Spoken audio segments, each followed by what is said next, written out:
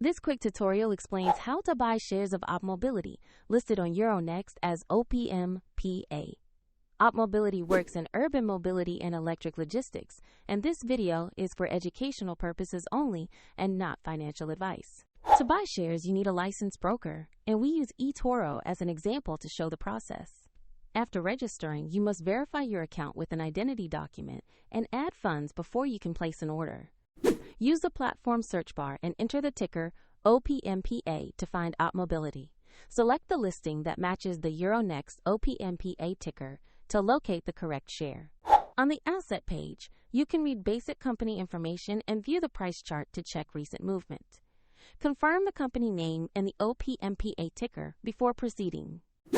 Tap Invest or Buy, enter the amount you want to spend, then review and confirm the order details.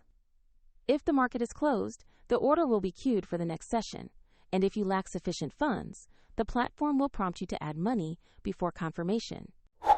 After the trade completes, your position will appear in your portfolio. A link to eToro is in the description if you want to explore the platform further.